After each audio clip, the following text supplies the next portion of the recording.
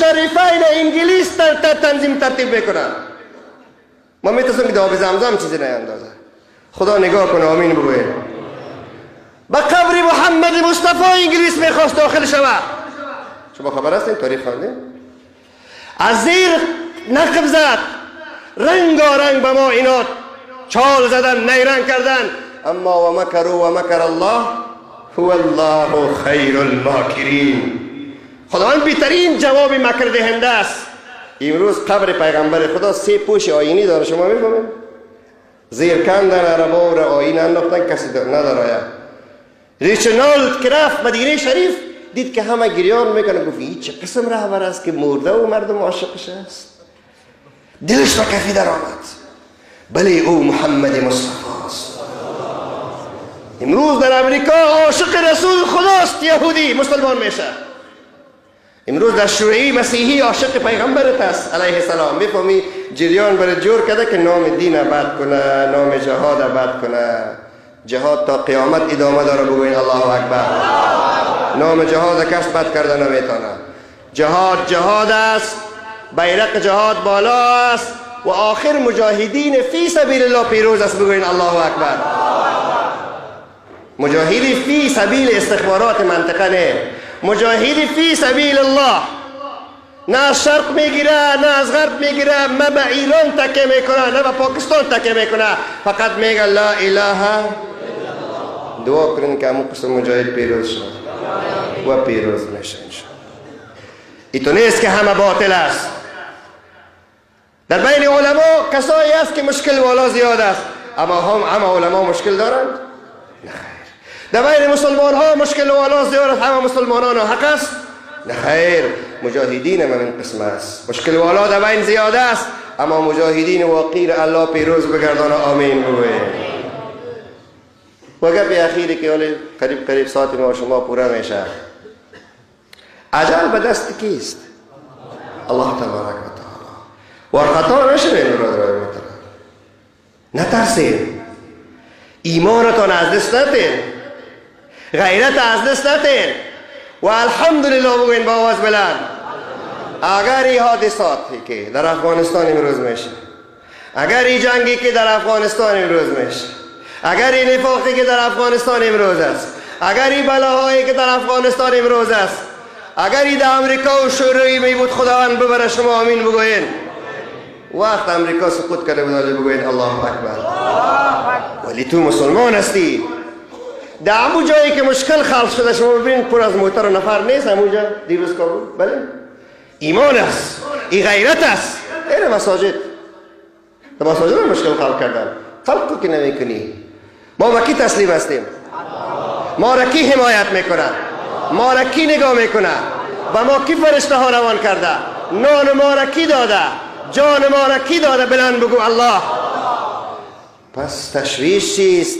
الا وقتی که الله بگوی بندیم the time is به اصطلاح امروزی بین المللی finished. وقت ختم است. بندیم وقت ختم است. میبروید یالله دیگه تو میتونی بگویی که نه؟ اذا جاء اجل لا یؤخر. هرگاه اجل آمد تا نمیخوره. و یک موضوع دیگر ما باز کنم که باز وقت ما گپا رو نگفته بانیم، بعضا وقت پوره میشه. بعضا چی میگه؟ خب وقتی که از طرف خداوند است قاتل باید خیلی مجازات نشه. نه برادر اشتباه کردی. گرفتن جان از طرف الله است. کشتن سر تو به زور الله کشتن ناورده. ای قاتل تو اختیار داری که نکشی. به تو اختیار داره که نکشی. بکشی نکشی برای اختیار داده. اگر بکشی جایت کجاست؟ دوزخ. و اگر نکشی جایت کجاست؟ جنت. چرا دکترها در دین بسیار ارزش داره؟ دکتر صاحب چرا در دین ارزش داره؟ به خاطر که همین آیه قرآن براتون میگه کسی که وسیله زنده نگاه کردن یک انسان میشه مثل که همه انسان ها را زنده نگاه کرده. کسی که آرامی میاره، کسی که امنیت میاره، کسی که صحت میاره، کسی که وسیله فراغت مردم میشه، وسیله تعمیر و آبادی مردم میشه. خداوند میگه این آدم آنقدر ثواب گرفته مثل که همه دنیا را این آدم وسیله زندگی شده. سرچپه مثل که میگو کسی که انسان از بین میبره مثل که همه انسان ها را از بین میبره. این حالی که در همین منابر برادرای که انتقاد میکنن به جان علمای کرام که علما نمیگه، شما در اینجا کدام تلویزیون امروز میبینید؟ همینایی که خیزک میدن که علما نمیگه حقا. همین روز که ما میگیم هر روز گفتیم کدام تلویزیون دیدین شما؟ جایی که میرن رقاصه خانه، جایی که میرن دخترایی که از تاجیکستان و دبی بیاید، از ما خفه نشوند. باز ما میگیم چرا مشکلات بالای ما میآید. و وقتی که باز پیش علما میاید، برادرای رسانه خوب گوش کنن خفه نشوند، چون از طریق رادیو هدایت صدای پخش مستقیم در این شهر است. الله به جهان نشد بساز، آمین بگوید. دیروز یک جمع از علما در یک جای بودیم، با چند از علما تلویزیون ها مصاحبه میکرد در همین موارد. یک کسی گفت که شما مصاحبه نکردین؟ من گفتم نه. گفت چرا؟ من گفتم به خاطر که اینا گپای ما را سانسور میکنن.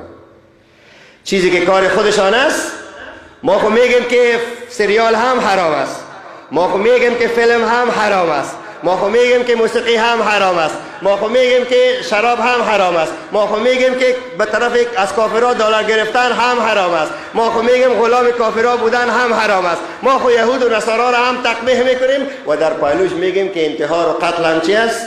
در بین مسلمانان حرام است. یکی از حرام است.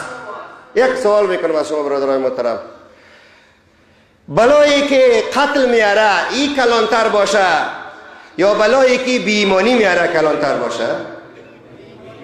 تکرار میکنم، خوب کلتان گوش کنین، با جواب بدین، به فکر جواب ندین. کسی که یک خدای نخواسته یک جای یک حادثه میشه، مردم قتل میشه، خدا اول دور داشته باشه، آمین بگوید. تقبیح کردیم، بعد گفتیم، دعای بعد گفتیم، دوزخ شم روان به آیت قرآن کردیم. الله ما و شما را اهل جنت بگردانه.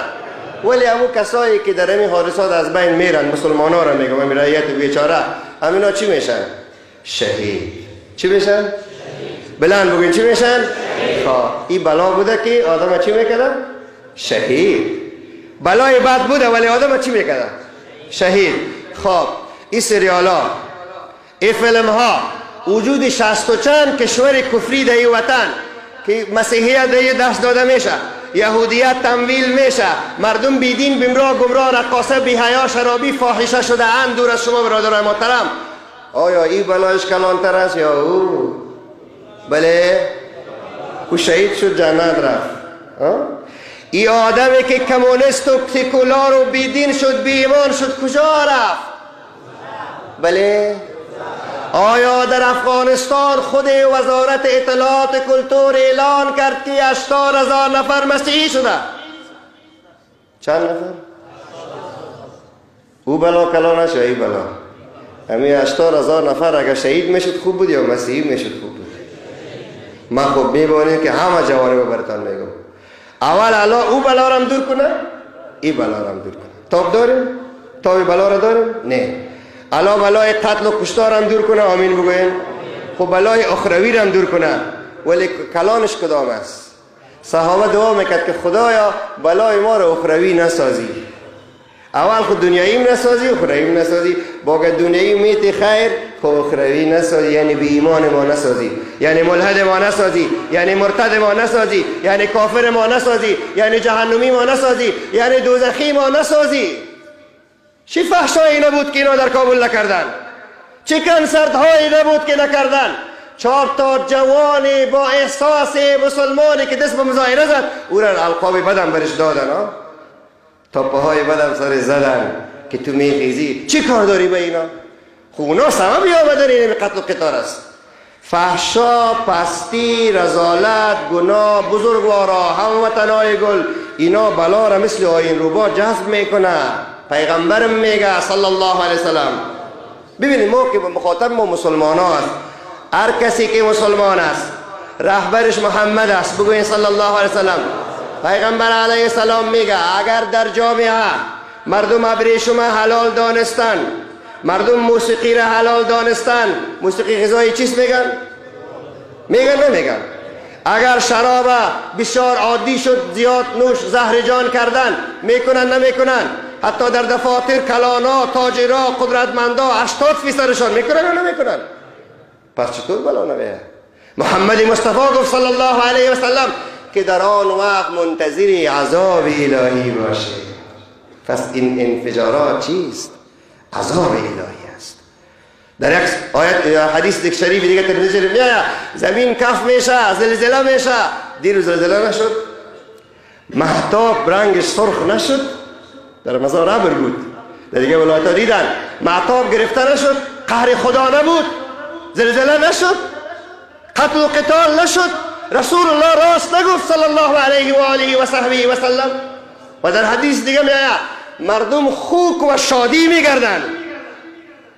آنقدر فحشا عام میشه که مردم خوک و شادی میشه.